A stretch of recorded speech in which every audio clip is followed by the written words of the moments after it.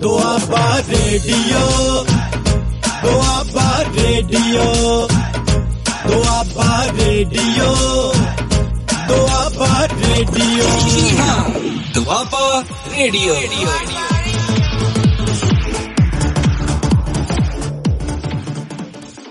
ਮੈਂ Harpreet Kaur, Punjabi mistress, government senior secondary school Channo. ਸਭ ਤੋਂ ਪਹਿਲਾਂ ਸਾਰੇ ਬੱਚਿਆਂ ਨੂੰ ਮੇਰੇ ਵੱਲੋਂ ਪਿਆਰ ਭਰੀ ਸਤਿ ਸ਼੍ਰੀ ਅਕਾਲ। ਪਿਆਰੇ ਬੱਚਿਓ, ਅੱਜ ਮੈਂ ਤੁਹਾਨੂੰ 9ਵੀਂ ਜਮਾਤ ਦੀ ਸਾਹਿਤਮਾਲਾ ਪੁਸਤਕ ਵਿੱਚੋਂ ਭਾਈ ਵੀਰ ਸਿੰਘ ਜੀ ਦੀਆਂ ਲਿਖੀਆਂ ਬਹੁਤ ਹੀ ਭਾਵਪੂਰਨ ਕਵਿਤਾਵਾਂ ਪੜ੍ਹਾਉਣ ਜਾ ਰਹੀ ਹਾਂ।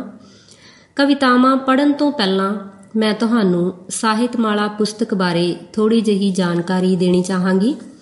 ਬੱਚਿਓ, ਸਾਡੀ ਇਸ ਪੁਸਤਕ ਦੇ 2 ਭਾਗ ਹਨ, ਕਵਿਤਾ ਭਾਗ ਤੇ ਇੱਕ ਵਾਰਤਕ ਭਾਗ। ਕਵਿਤਾ ਅਤੇ ਵਾਰਤਕ ਦੋਨੋਂ ਹੀ ਸਾਹਿਤ ਦੇ 2 ਮੁੱਖ ਰੂਪ ਹਨ। ਵਾਰਤਕ ਦਾ ਮੁੱਖ ਉਦੇਸ਼ ਕੁਝ ਸਿਖਾਉਣਾ, ਸਮਝਾਉਣਾ ਜਾਂ ਗਿਆਨ ਦੇਣਾ ਹੁੰਦਾ ਹੈ, ਪਰ ਕਵਿਤਾ ਦਾ ਉਦੇਸ਼ ਉਸ ਵਿਚਲੇ ਭਾਵ ਨੂੰ ਮਹਿਸੂਸ ਕਰਾਉਣਾ ਹੁੰਦਾ ਹੈ। ਭਾਵੇਂ ਕਵਿਤਾ ਰਾਹੀਂ ਵੀ ਗਿਆਨ ਦੀ ਪ੍ਰਾਪਤੀ ਹੁੰਦੀ ਹੈ, ਪਰ ਇੱਥੇ ਗਿਆਨ ਪ੍ਰਮੁੱਖ ਨਹੀਂ ਹੁੰਦਾ। ਜਿਵੇਂ ਯੁੱਧ ਕਲਾ ਉੱਤੇ ਲਿਖੀ ਇੱਕ ਕਿਤਾਬ ਪਾਠਕ ਨੂੰ ਯੁੱਧ ਦੀ ਤਕਨੀਕੀ ਜਾਣਕਾਰੀ ਦਿੰਦੀ ਹੈ। ਇਹ ਜਾਣਕਾਰੀ ਪ੍ਰਾਪਤ ਕਰਕੇ ਸਿਪਾਹੀ ਰਣ ਵਿੱਚ ਚੰਗੀ ਤਰ੍ਹਾਂ ਲੜ ਸਕਦਾ ਹੈ। ਪਰ ਕਵਿਤਾ ਦਾ ਇੱਕ ਕਾਵਿ ਰੂਪ ਹੈ ਵਾਰ।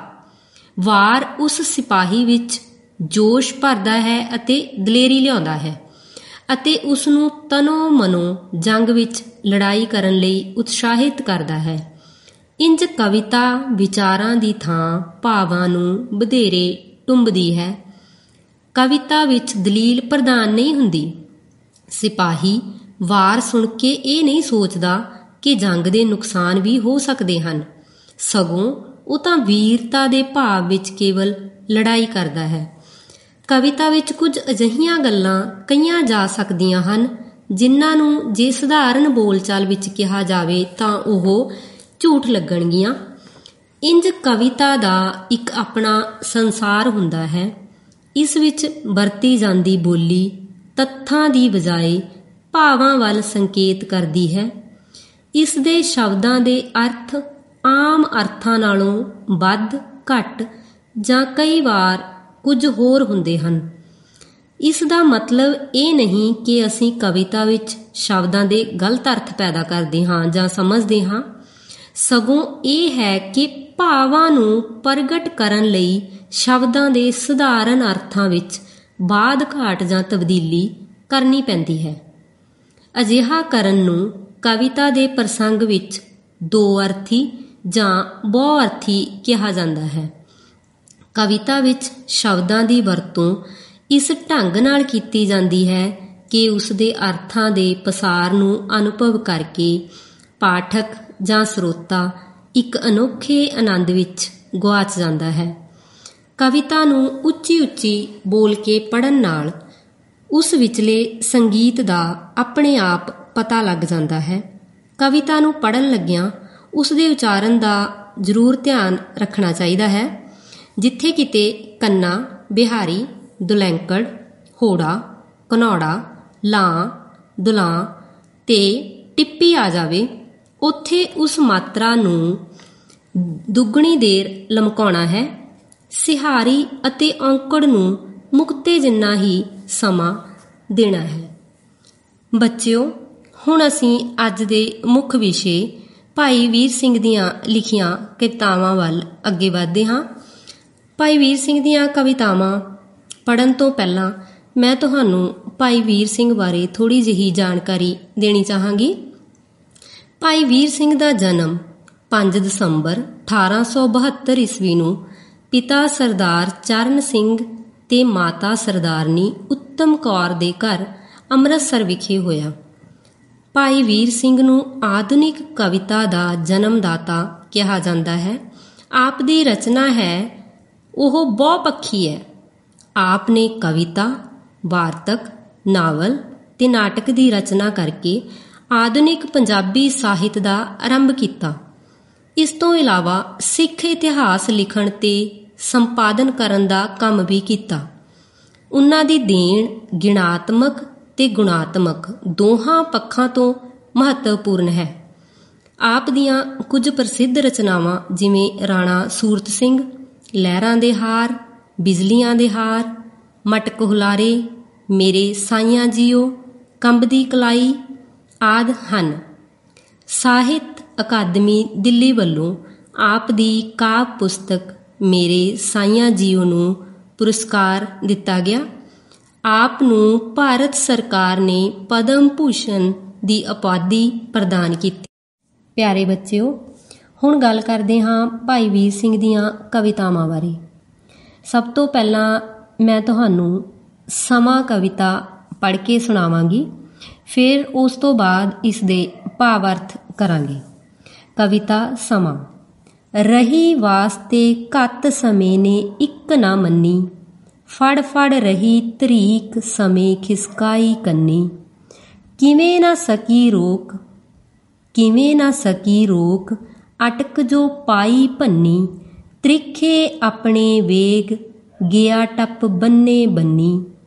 ਹੋ ਅਜੇ ਸੰਭਾਲ ਇਸ ਸਮੇਂ ਨੂੰ, ਹੋ ਅਜੇ ਸੰਭਾਲ ਇਸ ਸਮੇਂ ਨੂੰ। ਕਰ ਸਫਲ ਉਡੰਦਾ ਜਾਂਵਦਾ, ਇਹ ਠਹਿਰਨ ਜਾਂਚ ਨਾ ਜਾਣਦਾ, ਇਹ ਠਹਿਰਨ ਜਾਂਚ ਨਾ ਜਾਣਦਾ। ਲੰਘ ਗਿਆ ਨਾ ਮੁੜ ਕੇ ਆਵਦਾ, ਲੰਘ ਗਿਆ ਨਾ ਮੁੜ ਕੇ ਆਵਦਾ। ਇਸ ਕਵਿਤਾ ਵਿੱਚ ਭਾਈ ਸਾਹਿਬ ਦੇ ਸਦਾ ਚਲਾਏਮਾਨ ਸੁਭਾਅ ਨੂੰ ਬਿਆਨ ਕਰਦੇ ਹਨ। ਇਨ੍ਹਾਂ ਸਤਰਾਂ ਵਿੱਚ ਭਾਈ ਸਾਹਿਬ ਦੱਸਦੇ ਹਨ ਕਿ ਸਮੇਂ ਨੂੰ ਕਿਸੇ ਹੀਲੇ ਵੀ ਤੁਰਨ ਜਾਂ ਬੀਤਣ ਤੋਂ ਰੋਕਿਆ ਨਹੀਂ ਜਾ ਸਕਦਾ। ਭਾਈ ਸਾਹਿਬ ਇਸਤਰੀ ਰੂਪ ਵਿੱਚ ਫਰਮਾਉਂਦੇ ਹਨ ਕਿ ਉਹ ਸਮੇਂ ਦੇ ਅੱਗੇ ਤਰਲੇ ਕਰ ਕਰਕੇ ਥੱਕ ਗਈ ਕਿ ਉਹ ਨਾ ਜਾਵੇ, ਪਰ ਉਸਨੇ ਇੱਕ ਨਾ ਮੰਨੀ। ਉਸਨੇ ਉਸ ਨੂੰ ਫੜ ਫੜ ਕੇ ਆਪਣੇ ਵੱਲ ਖਿੱਚਿਆ, ਪਰ ਉਹ ਪੱਲਾ ਛੁਡਾ ਕੇ ਖਿਸਕ ਗਿਆ। ਉਹ ਉਸ ਨੂੰ ਕਿਸੇ ਹੀਲੇ ਨਾਲ ਵੀ ਰੋਕ ਨਾ ਸਕੀ। ਉਸਨੇ ਉਸਦੇ ਰਸਤੇ ਵਿੱਚ ਜਿਹੜੀ ਵੀ ਰੁਕਾਵਟ ਪਾਈ, ਉਹ ਉਸ ਨੂੰ ਭੰਨ ਤੋੜ ਕੇ ਅੱਗੇ ਲੰਘ ਹੀ ਗਿਆ। ਇਸ ਪ੍ਰਕਾਰ ਉਹ ਆਪਣੀ ਤਿੱਖੀ ਚਾਲ ਨਾਲ ਸਭ ਛੋਟੀਆਂ-ਮੋਟੀਆਂ ਰੁਕਾਵਟਾਂ ਨੂੰ ਚੀਰਦਾ ਹੋਇਆ ਅੱਗੇ ਹੀ ਅੱਗੇ ਤੁਰਦਾ ਗਿਆ।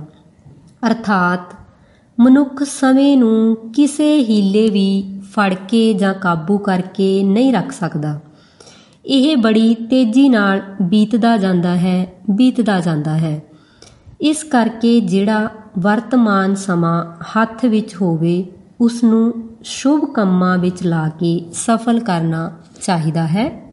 ਭਾਈ ਸਾਹਿਬ ਅੱਗੇ ਫਰਮਾਉਂਦੇ ਹਨ ਕਿ ਹੇ ਮਨੁੱਖ, ਤੂੰ ਅਜੇ ਵੀ ਸਮੇਂ ਦੀ ਸੰਭਾਲ ਕਰ। ਤੂੰ ਵਰਤਮਾਨ ਸਮੇਂ ਨੂੰ, ਜਿਹੜਾ ਕਿ ਤੇਰੇ ਹੱਥ ਵਿੱਚ ਹੈ, ਰੱਬੀ ਪ੍ਰੇਮ, ਸਤ ਸੰਗਤ ਤੇ ਸ਼ੁਭ ਕੰਮਾਂ ਵਿੱਚ ਲਾ ਕੇ ਸਫਲ ਕਰ। ਇਹ ਤੇਰੇ ਹੱਥੋਂ ਬੜੀ ਤੇਜ਼ੀ ਨਾਲ ਨਿਕਲਦਾ ਜਾ ਰਿਹਾ ਹੈ। ਇਹ ਠਹਿਰਨ ਦਾ ਤਰੀਕਾ ਨਹੀਂ ਜਾਣਦਾ, ਅਤੇ ਜੇਕਰ ਇਹ ਇੱਕ ਵਾਰ ਚਲਾ ਜਾਵੇ ਤਾਂ ਮੁੜ ਕੇ ਵਾਪਸ ਨਹੀਂ ਆਉਂਦਾ। ਇਸ ਕਰਕੇ ਤੈਨੂੰ ਵਰਤਮਾਨ ਸਮੇਂ ਨੂੰ ਸਫਲ ਬਣਾਉਣ ਲਈ ਹਰ ਸਮੇਂ ਸ਼ੁਭ ਕੰਮ ਕਰਦੇ ਰਹਿਣਾ ਚਾਹੀਦਾ ਹੈ। ਪਿਆਰੇ ਬੱਚਿਓ, ਇਹ ਤਾਂ ਸੀ ਸਮਾਂ ਕਵਿਤਾ ਦੇ ਭਾਵ ਅਰਥ। ਸਾਨੂੰ ਕਵਿਤਾ ਦੇ ਅੰਤ ਵਿੱਚ ਕੇਂਦਰੀ ਭਾਵ ਲਿਖਣਾ ਹੁੰਦਾ ਹੈ। ਇਸ ਕਵਿਤਾ ਦਾ ਕੇਂਦਰੀ ਭਾਵ ਕਿਵੇਂ ਲਿਖਣਾ ਹੈ, ਹੁਣ ਤੁਹਾਨੂੰ ਉਸ ਬਾਰੇ ਜਾਣਕਾਰੀ ਦੇਵਾਂਗੀ। ਸਮਾਂ ਸਦਾ ਚਲਾਏਮਾਨ ਹੈ। ਮਨੁੱਖ ਇਸ ਨੂੰ ਕਿਸੇ ਹੀਲੇ ਨਾਲ ਵੀ ਰੋਕ ਨਹੀਂ ਸਕਦਾ। ਇਸ ਕਰਕੇ ਇਸ ਨੂੰ ਨਾਮ ਸਿਮਰਨ ਤੇ ਨੇਕ ਕੰਮਾਂ ਵਿੱਚ ਲਾ ਕੇ ਸਫਲ ਕਰਨਾ ਚਾਹੀਦਾ ਹੈ। ਪਿਆਰੇ ਬੱਚਿਓ, ਤੁਹਾਡੇ ਸਿਲੇਬਸ ਵਿੱਚ ਭਾਈ ਸਾਹਿਬ ਭਾਈ ਵੀਰ ਸਿੰਘ ਜੀ ਦੀ ਅਗਲੀ ਕਵਿਤਾ ਹੈ ਟੁਕੜੀ ਜਗ ਤੋਂ ਨਿਆਰੀ। ਉਸੇ ਤਰ੍ਹਾਂ ਜਿਵੇਂ ਆਪਾਂ ਪਹਿਲਾਂ ਸਮਾਂ ਕਵਿਤਾ ਪੜ੍ਹੀ ਤੇ ਉਸ ਤੋਂ ਬਾਅਦ ਉਸ ਦੇ ਭਾਵ ਅਰਥ ਕੀਤੇ, ਬਿਲਕੁਲ ਉਸੇ ਤਰ੍ਹਾਂ ਹੁਣ ਪਹਿਲਾਂ ਮੈਂ ਇਹ ਕਵਿਤਾ ਪੜ੍ਹਾਂਗੀ ਤੇ ਫਿਰ ਤੁਹਾਨੂੰ ਉਸ ਦੇ ਭਾਵ ਅਰਥ ਦੱਸਾਂਗੀ। ਪੇਸ਼ ਹੈ ਟੁਕੜੀ ਜਗ ਤੋਂ ਨਿਆਰੀ। ਅਰਸ਼ਾਂ ਦੇ ਵਿੱਚ ਕੁਦਰਤ ਦੇਵੀ ਸਾਨੂੰ ਨਜ਼ਰੀ ਆਈ, ਹੁਸਨ ਮੰਡਲ ਵਿੱਚ ਖੜੀ ਖੇਲਦੀ ਖੁਸ਼ੀਆਂ ਸ਼ਹਿਬਰ ਲਾਈ। ਦੌੜੀ ਨੇ ਇੱਕ ਮੁੱਠੀ ਭਰ ਲਿੱਤੀ, ਇਸ ਵਿੱਚ ਕੀ ਆਇਆ? ਪਰਬਤ, ਟਿੱਬੇ ਅਤੇ ਕਰੇਵੇ, ਵਿੱਚ ਮੈਦਾਨ ਸੁਹਾਇਆ। ਚਸ਼ਮੇ, ਨਾਲੇ, ਨਦੀਆਂ, ਝੀਲਾਂ, ਨਿੱਕੇ ਜਿਵੇਂ ਸਮੁੰਦਰ, ਠੰਡੀਆਂ ਛਾਵਾਂ, ਮਿੱਠੀਆਂ ਹਵਾਵਾਂ, ਬਣ ਬਾਗਾਂ ਜਿਹੇ ਸੁੰਦਰ, ਬਰਫਾਂ, ਮੀਂਹ, ਧੁੱਪਾਂ ਤੇ ਬੱਦਲ, ਰੁੱਤਾਂ, ਮੇਵੇ ਪਿਆਰੇ, ਅਰਸ਼ੀ ਨਾਲ ਨਜ਼ਾਰੇ ਆਏ ਉਸ ਮੁੱਠੀ ਵਿੱਚ ਸਾਰੇ। ਸੋਹਣੀ ਨੇ ਅਸਮਾਨ ਖੜੋ ਕੇ ਧਰਤੀ ਵੱਲ ਤਕਾ ਕੇ, ਇਹ ਮੁੱਠੀ ਖੋਲੀ ਤੇ ਸੁੱਟਿਆ, ਇਹ ਮੁੱਠੀ ਖੋਲੀ ਤੇ ਸੁੱਟਿਆ ਸਭ ਕੁਝ ਹੇਠ ਤਕਾ ਕੇ। ਜਿਸ ਥਾਵੇਂ ਧਰਤੀ ਤੇ ਆ ਕੇ ਇਹ ਮੁੱਠੀ ਡਿੱਗੀ ਸਾਰੀ, ਜਿਸ ਥਾਵੇਂ ਧਰਤੀ ਤੇ ਆ ਕੇ ਇਹ ਮੁੱਠੀ ਡਿੱਗੀ ਸਾਰੀ, ਉਸ ਥਾਂ ਕਸ਼ਮੀਰ ਬਣ ਗਿਆ, ਉਸ ਥਾਂ ਕਸ਼ਮੀਰ ਬਣ ਗਿਆ, ਟੁਕੜੀ ਜੱਗ ਤੋਂ ਨਿਆਰੀ, ਟੁਕੜੀ ਜੱਗ ਤੋਂ ਨਿਆਰੀ। ਹੈ ਧਰਤੀ ਪਰ ਛੋਹ ਅਸਮਾਨੀ, ਹੈ ਧਰਤੀ ਪਰ ਛੋਹ ਅਸਮਾਨੀ, ਸੁੰਦਰਤਾ ਵਿੱਚ ਲਿਸ਼ਕੇ ਧਰਤੀ ਦੇ ਰਸ ਸਵਾਦ ਨਜ਼ਾਰੇ, ਰਮਜ ਅਰਸ਼ ਦੀ ਚਸਕੇ। ਪਿਆਰੇ ਬੱਚਿਓ, ਹੁਣ ਇਸ ਕਵਿਤਾ ਦੇ ਭਾਵ ਅਰਥ ਕਰਦੇ ਹਾਂ। ਇਸ ਕਵਿਤਾ ਵਿੱਚ ਭਾਈ ਸਾਹਿਬ ਕਸ਼ਮੀਰ ਦੀ ਕੁਦਰਤੀ ਸੁੰਦਰਤਾ ਦਾ ਝਲਕਾਰਾ ਦੇਖਦੇ ਹਨ।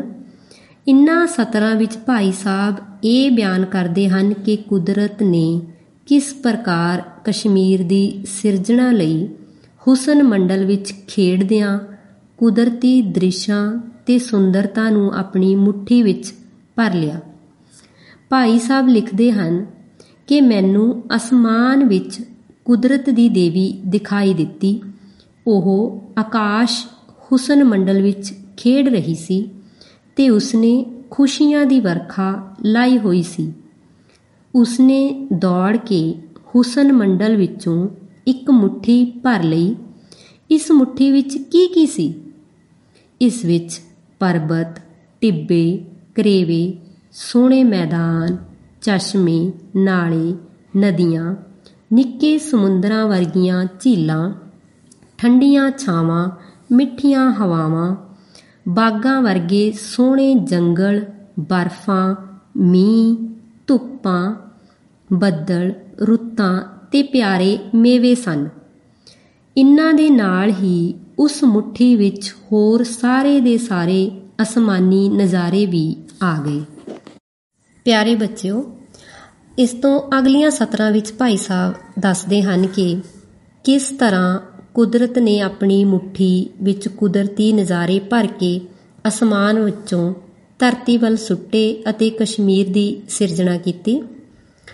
ਸੋਹਣੀ ਮੁਟਿਆਰ ਰੂਪ ਕੁਦਰਤ ਨੇ ਅਸਮਾਨ ਵਿੱਚ ਖੜੀ ਹੋ ਕੇ ਧਰਤੀ ਵੱਲ ਤੱਕਿਆ। ਉਸਨੇ ਹੇਠਾਂ ਵੱਲ ਦੇਖ ਕੇ ਉਹ ਮੁੱਠੀ ਖੋਲ੍ਹੀ ਜਿਸ ਵਿੱਚ ਉਸਨੇ ਹੁਸਨ ਮੰਡਲ ਵਿੱਚੋਂ ਕੁਦਰਤੀ ਨਜ਼ਾਰੇ ਭਰੇ ਸਨ। ਇਸ ਤਰ੍ਹਾਂ ਉਸਨੇ ਸਭ ਕੁਝ ਹੇਠਾਂ ਸੁੱਟ ਦਿੱਤਾ।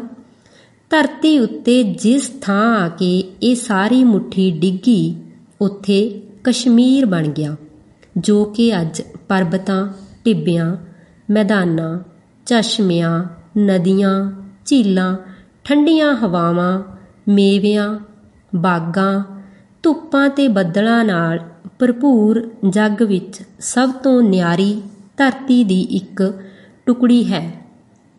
ਅੱਗੇ ਭਾਈ ਸਾਹਿਬ ਦੱਸਦੇ ਹਨ ਕਿ ਕਸ਼ਮੀਰ ਜਿਹੀ ਸੁੰਦਰ ਧਰਤੀ ਨੂੰ ਅਰਸ਼ੀ ਸੁੰਦਰਤਾ ਦੀ ਛੋਹ ਪ੍ਰਾਪਤ ਹੈ।